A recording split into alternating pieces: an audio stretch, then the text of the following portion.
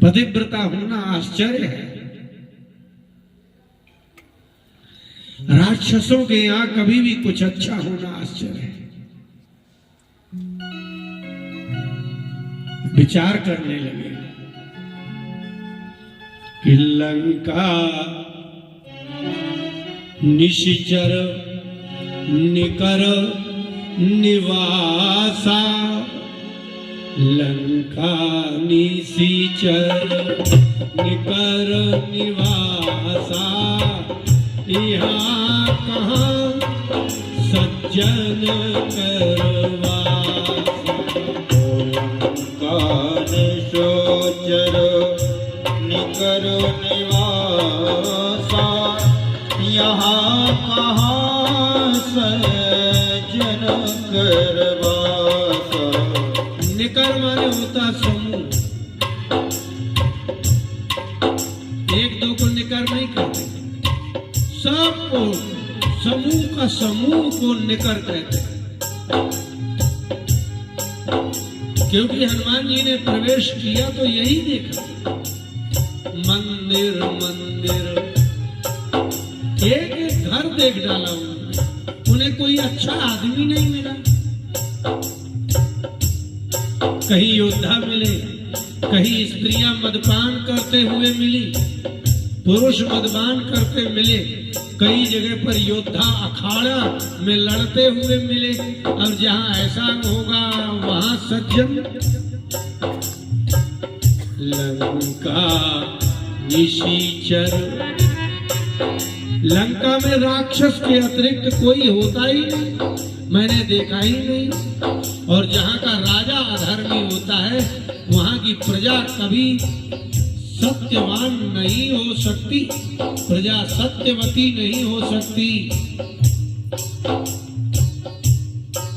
हमारे देश में इतनी घूस क्यों? क्योंकि यहाँ के नेता घूस खाते हैं, इसलिए अधिकारी घूस खाते हैं, हर विभाग घूस खाता है। यदि शासक सत्यनिष्ठ हो, ईमानदार उर्दू शब्द है, इसकी शुद्ध हिंदी है सत्यनिष्ठ। यदि शासक सत्यनिष्ठ हो तो उसकी प्रजा भी सत्यनिष्ठ होती है, उसके अधिकारी भी सत्यनिष्ठ होते हैं। प्रजा का बेईमान होना ही सिद्ध करता है कि यहाँ के शासक अच्छे नहीं है। शासन के कर्मचारियों का बेईमान होना ये सिद्ध करता है उनको भय ही नहीं। यहाँ का शासक दूसरे की स्त्रियों का अपहरण करता हो, वहां की जनता कैसी होगी? होगा वीर है तो क्या, युद्ध विजेता है तो क्या, लेकिन है तो नीच कर्म। इसलिए विभीषण के भवन को देख करके हनुमान जी को आश्चर्य है, ऐसा कैसे हो सकता है। लंका निशिचर निकर निवासा, सारे यहाँ राक्षस ही तो हैं और कोई है भी नहीं। तो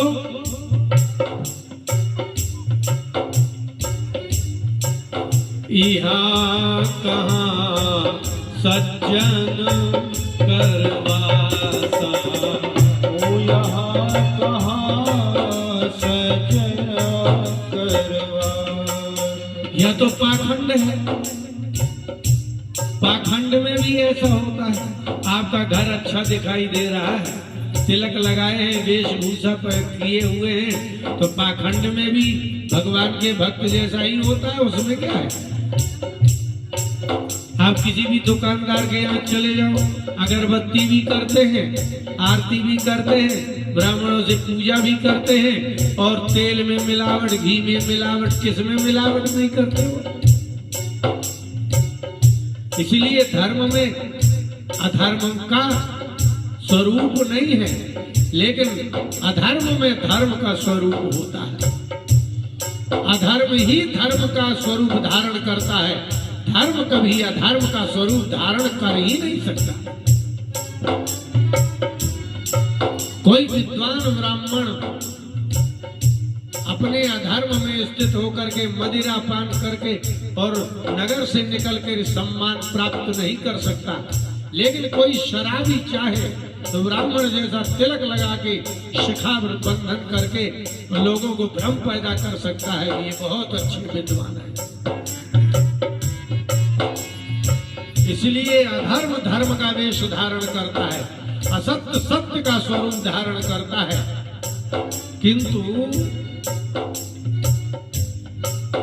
अभी ये लगता है इसलिए अधर्म हो रहा है, यहाँ का शासक अधर्मी है, तो क्या हो क्या पता। मन में विचार कर रहे थे और उसी समय रात थी, अब विभीषण उठे।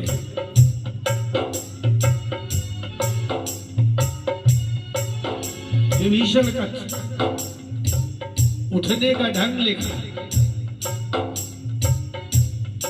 आदमी सबके सामने अच्छा दिखे, मीठा बोले, धोती कुर्ता पहने, लेकिन अकेले में ठीक ना हो तो पाखंडी है। लेकिन ये विभीषण तो अकेले में भी अच्छा है। रामो राम, रात में जैसे ही जगा और जग करके उसने जम्हाई ली, क्योंकि आदमी सो के उठता है जब स्वच्छ होने के लिए शौचालय में जाता है, तो वहां जाकर उठता है, उठ कर करके राम राम बोलता है। रात में कई लोग उठते हैं और बोलते हैं, दुख में नहीं। आपके शरीर में दर्द हो रहा और आप राम राम बोलो तो नहीं, सहज में ही वो रात में उठे और राम राम बोले। बस इतना ही बोलना हुआ विभीषण का। हृदय हरस कपि सज्जन चीन्हा, हृदय हरस कपि सज्जन चीन्हा। अब तो बड़ी बात हो गई। अगर एकांत में जाग करके उठ करके राम राम कह रहे हैं तो निश्चित है कि ये सज्जन ही है, ये पाखंडी नहीं है। पाखंडी में और वास्तविकता में इतना ही अंतर है कि समाज में वो किसी और रूप में रहता है और एकांत में दूसरे रूप में रहता है। इसी का नाम तो पाखंड है, इसी का नाम तो दंभ है।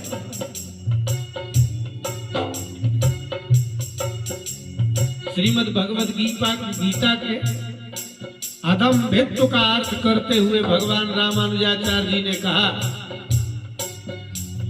कि जैसा नहीं है वैसा दिखाने की चेष्टा करने वाले को दंभ कहते हैं।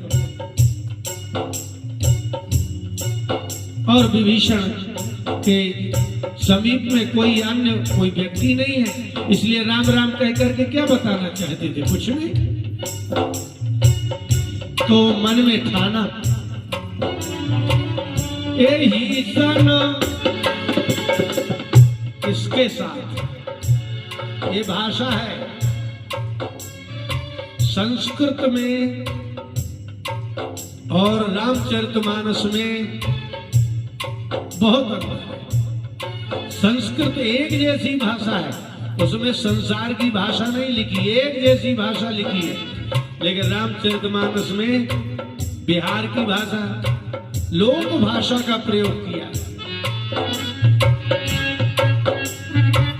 ये हिंदी है ना, इसलिए इसमें अवध की, सतना की, रीवा की, बिहार की, सब जगह की भाषा के शब्दों का प्रयोग किया है। ये लोक भाषा है। संस्कृत के ग्रंथों को पढ़ेंगे तो ऐसा नहीं लिखा होगा कि दक्षिण में अलग संस्कृत बोली जाए, उत्तर प्रदेश में अलग संस्कृत बोली जाए, एमपी में अलग संस्कृत बोली जाए, नहीं। इसलिए संस्कृत के ग्रंथ बड़े सर्वोत्कृष्ट हैं, लेकिन सामान्य जनता को भी समझ में आ जाए, इसीलिए ऐसी भाषा लिखी है। यही सन हाथी करी हो पहचानी, साधु ते होय ना कारज हानि, साधु ते होय ना कारज हानि। बड़ी गजब बात है। जो अच्छा आदमी होता है वो सबसे मिलना ही नहीं चाहता। सच तो ये है, क्योंकि उसको बड़ी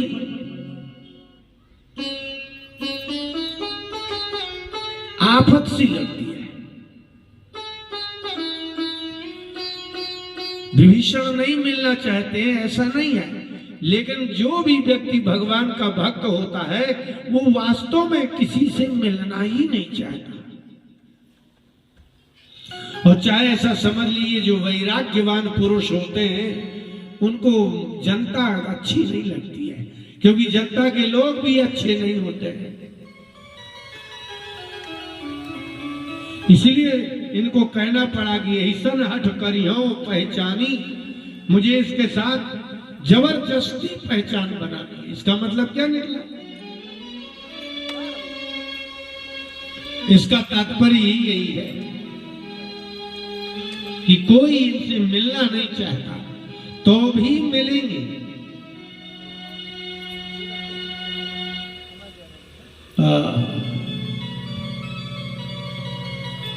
बड़ी विलक्षण बात है। जो अच्छे संत हैं, जो अच्छे पुरुष हैं, वो व्यक्ति समाज में उतरना ही नहीं चाहते। और कई बार तो ऐसा होता है उनको सब कुछ आता है, ज्ञान होता है, उनसे कुछ पूछो तो कह देते हमको नहीं आता। इसलिए हनुमान जी को ऐसा लगा कि हम मिलना चाहे तो शायद ना मिले। इसीलिए कहा यही सन हठ, मैं तो अब हट करके इनसे वार्ता करूंगा। क्यों? बोले इसलिए कि इनने राम राम कहा है और उठे हैं। आदमी से नुकसान तो होना ही है, पक्का है, लेकिन साधु ते होए न कारज हानि। सज्जन पुरुष आपके कार्य को नहीं सिद्ध करेगा तो नहीं करेगा, लेकिन आपके काम को बिगाड़ेगा नहीं। ये 100% बात है। आपको दुख नहीं दे सकते साधु पुरुष। सज्जन शब्द का जो अर्थ है वही साधु शब्द का अर्थ है, लेकिन हमारे संसार में थोड़ी अज्ञान ऐसा छाया कि वो सोचते सज्जन अलग शब्द है और साधु अलग शब्द है। ऐसा नहीं है।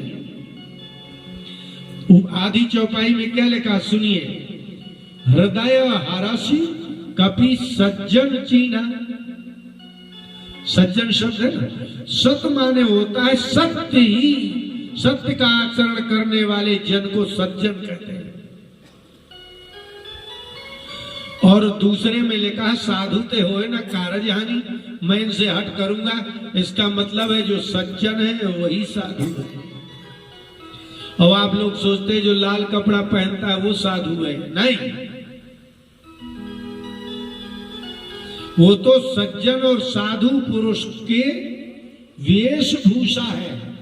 जो लाल कपड़ा पहन लेगा वो साधु होगा, ये लक्षण नहीं है। क्योंकि जो अच्छे लोग होते हैं, सत्यनिष्ठ होते हैं, वो ऐसा ही वेश धारण करते हैं।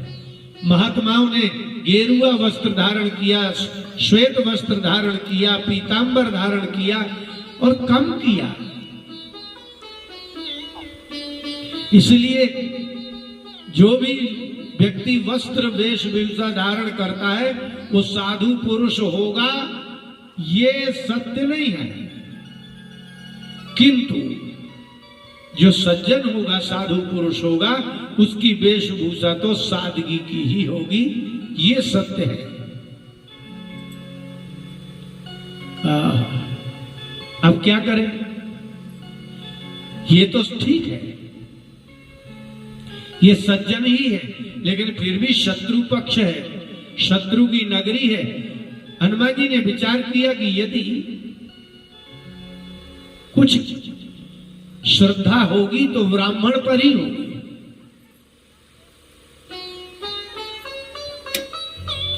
इस कलयुग में भी बड़ी विलक्षण बात है कि यदि कोई तिलक लगा ले, धोती पहन ले, ब्राह्मण हो, लोग सहसा उसके साथ दुर्व्यवहार नहीं करते। जो अति दुष्ट नहीं होगा, जो अति नीच होगा, अति दुष्ट होगा, अति भ्रष्ट होगा, जितने गाली दे सको दो, वो ही ब्राह्मण के प्रति दुर्भावना रखता है। नहीं तो समाज में आज भी कोई धोती कुर्ता और तिलक ये तीनों धारण करके चला जाए तो भले ही किसी भी जाति का हो, लोग उसको कहेंगे महाराज पाए लागी ये ब्राह्मण ही है। ब्राह्मण और साधु में बहुत अंतर है, ये बात ध्यान रखना। साधु का वेश धारण करके कोई भी दंभ कर सकता है, लेकिन ब्राह्मण का वेश धारण करके नहीं कर सकता। क्यों? क्योंकि ब्राह्मण ज्ञान स्वरूप होता है, ज्ञान का दंभ नहीं होता, वेश का दंभ हो सकता है। हम हैं, हमारे जैसे कपड़ा पहन ले तो ब्राह्मण होगा तो वेद मंत्र बोलेगा, उसका स्वभाव देखेगा, उसकी चाल देखेगी। और साधु को एक वेश तो कोई भी पहन ले, असली नकली फसली कोई भी पहन ले। आप अभी कुंभ में चले जाओ, चाहे जो कोई लाल कपड़ा पहने मिलेगा, बाल बच्चेदार होगा तो भी, ये सब फसली साधु है। कुंभ की फसल आई तो बढ़िया भोजन मिलेगा, 1 महीने दक्षिणा मिलेगी, बस कपड़े पहने चल दिए। और एक होते हैं नकली, शादी नहीं हुई, भगवान में मन भी नहीं लग रहा है, लेकिन अब करें भी क्या, तो पहन लिया, तो भी नकली है। और बहुत ऐसे कतली भी हैं जो जेल से चले आए, जब देखा यहाँ न विवाह के योग्य रहे न किसी के, तो अब जाए कहां, तो जाकर किसी मंदिर में बैठ गए। लेकिन ब्राह्मण में नहीं। ब्राह्मण बनने के लिए छल नहीं चाहिए, वाणी चाहिए, ज्ञान चाहिए। इसलिए हनुमान जी ने ब्राह्मण का रूप धारण किया कि यदि ये सज्जन होगा तो मुझे ब्राह्मण समझ के प्रणाम करेगा। ये ही बात 100% है। सज्जन की लक्षण ही यही है कि जो ब्राह्मणों का आदर करता होगा वही सज्जन है। जो ब्राह्मणों का आदर नहीं करता वो सज्जनता का तो प्रश्न ही नहीं है। क्यों? इसलिए कि जितने वेद हैं, जितने पुराण हैं, गीता है, रामायण है, ये सब ज्ञान यदि आज तारीख में चल रहा है तो ब्राह्मणों के कारण है ना। ब्राह्मणों का ज्ञान ही ये दिखाई दे रहा है। नहीं तो बताओ ना, इसमें किस जाति ने आज तक किसी इस विद्या को पढ़ने की हिम्मत की है? कौन इतनी मेहनत करने को तैयार है? गीता को 5000 वर्ष हो गए, लेकिन आज यदि गीता आपको मिल रही है तो सिर्फ ब्राह्मणों के कारण मिल रही है। वाल्मीकि रामायण महाभारत को हजारों वर्ष हो गए, आज जितने सदग्रंथ संस्कृत में प्राप्त हैं ये सिर्फ ब्राह्मणों के कारण। उन्होंने बड़ा तप किया, जप किया, परिश्रम किया, 1-1 लाख श्लोकों का अनुवाद किया और आपके सामने उपस्थित किया है। हमने ग्रंथों का अनुवाद किया है, लगता है समय, कहीं जा ही नहीं सकते आप। इसलिए जो ग्रंथ का रचना है वो तो बिल्कुल ऐसा समझो कि पाद, ये जो आपके पैर हैं वो जाम कर देगा, कहीं जा ही नहीं सकते। इसलिए इतने बड़े निशाचरों के मध्य में भी हनुमान जी ने ब्राह्मण का ही रूप धारण किया। और जो मच्छर का रूप था, तिलक रूप धरे हनुमाना, वो छोड़ा। तो सज्जन होगा तो निश्चित ही ब्राह्मण का आदर करेगा, जो दुष्ट होगा वो ब्राह्मण का आदर नहीं करता। इसलिए हनुमान जी ने ब्राह्मण का शरीर धारण किया। सज्जनता का लक्षण ही यही है। अद्वितीय बात है। यदि आपको किसी सज्जन का लक्षण, ये सज्जन है कि नहीं, ये आपको ब्राह्मण को ना माने, मंदिर को ना माने, भगवान को ना माने, धर्म को ना माने, तो भी आप क्या कह सकते हैं कि वो मनुष्य है?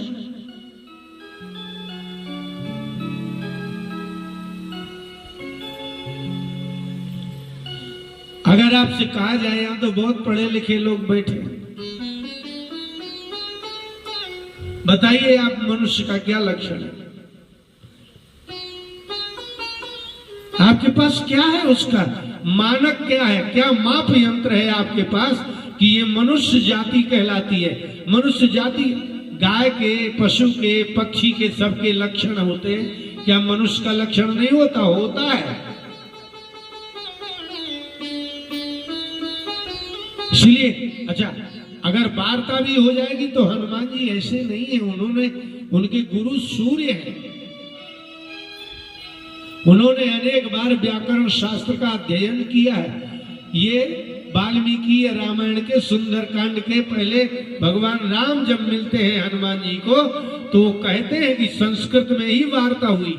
हनुमान जी ने वहां भी ब्राह्मण का रूप धारण करके श्री राम और लक्ष्मण जी से संस्कृत भाषा में वार्ता की, और राम जी ने कहा कि देखो लक्ष्मण, इस ब्राह्मण के शब्द में एक भी अशुद्धि नहीं है। इसलिए वो तो संस्कृत बोल ही रहे थे।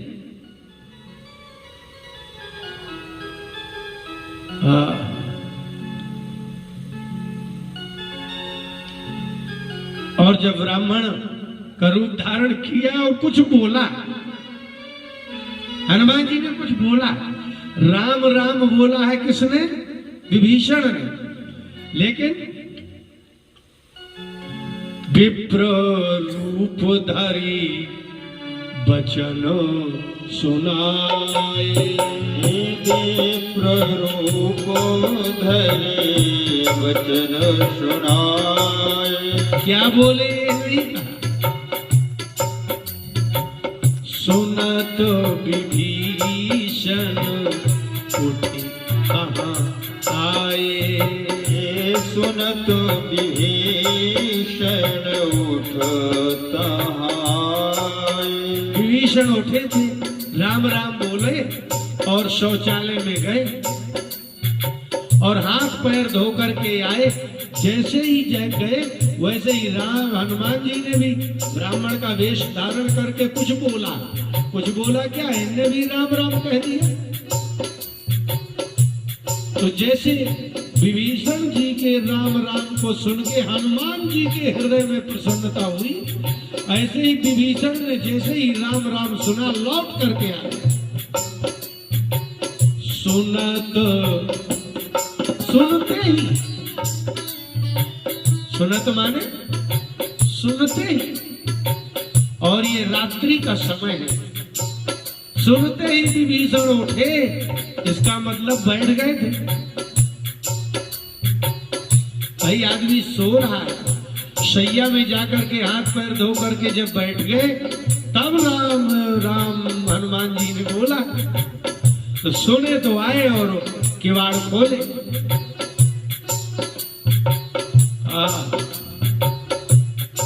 सज्जन का लक्षण देखिए, हनुमान जी को ब्राह्मण रूप धारण करने का तुरंत परिणाम मिला। क्या? करी प्रणाम पूछी कुशलाई, कर प्रणाम पूछी कुशलाई। विभीषण की आयु अधिक है। ब्राह्मण का रूप धारण किए हुए हनुमान जी की आयु कम दिख रही है। इसके पश्चात भी विभीषण उठे, उठ करके प्रणाम किया ब्राह्मण को। करी प्रणाम, पहले प्रणाम किया फिर पूछा। यह है सज्जन का लक्षण।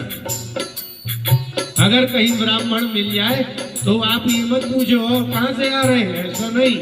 पहले प्रणाम करिए ताकि ब्राह्मण को आत्मविश्वास हो जाए कि ये व्यक्ति दुष्ट नहीं है। और पूछा, आप लंका में कैसे? अर्धरात्रि में कोई ब्राह्मण किसी के द्वार पर उपस्थित हो, असंभव। जितना आश्चर्य हनुमान जी को विभीषण को देख करके है, उतना ही आश्चर्य तो विभीषण को हनुमान जी को देख करके हो रहा है। आधी रात में ब्राह्मण की विप्र कहु निज कथा बुझाई, विप्र कहु निज कथा बुझाई।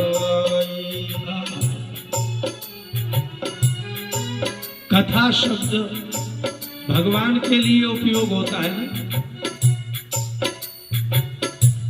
लेकिन बंगाली भाषा में समाचार को कथा कहते हैं। तुम्हें की कथा करबे, तुम्हारी की कथा, तुम्हारी क्या बात है। इसलिए बंगाली भाषा में बात को, समाचार को कथा कहते हैं। हमी हमार कथा कहबे ना,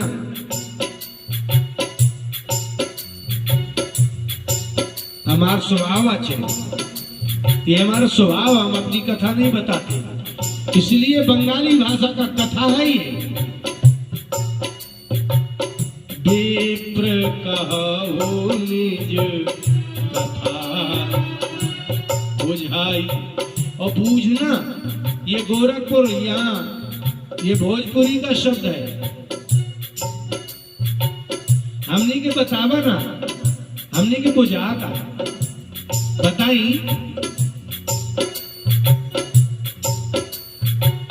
और आपने सुना होगा कि और न बूझे कोई, बूझना माने समझना।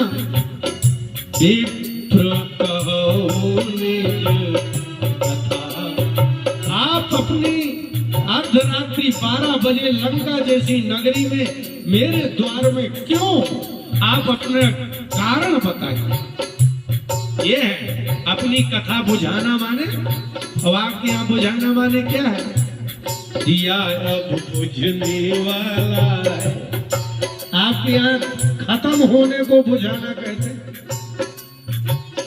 और भोजपुरी में समझने को बूझना कहते हैं और बुझाना कहते हैं। इसीलिए कह रहे हैं ना कि ये लोक भाषा है। हाँ। अब आप आश्चर्य करेंगे, क्या आश्चर्य हो रहा है? बहुत ध्यान से सुनिएगा, क्योंकि ये दिन बार बार नहीं आएंगे।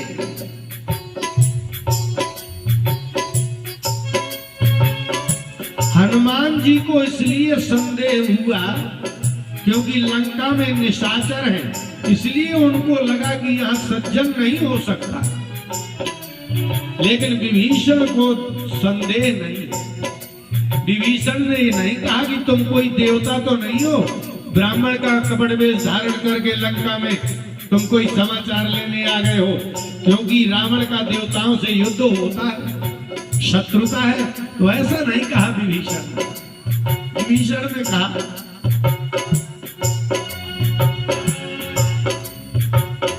कि तुम हरिदास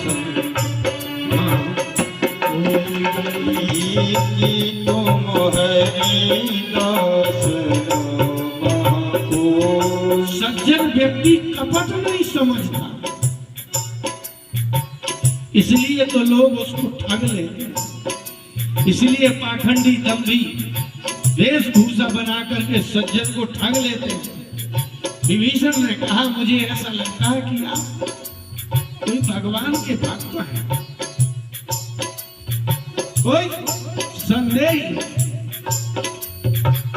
क्यों? मोरे हृदय अति होई, मोरे हृदय प्रीत अति होई। मेरे हृदय में संदेह नहीं हो रहा विप्रवर, या तो आप भगवान के दास हो ऐसा लग रहा है। क्यों? बोले इसलिए कि मेरे हृदय में आपके प्रति निस्संदिग्धता,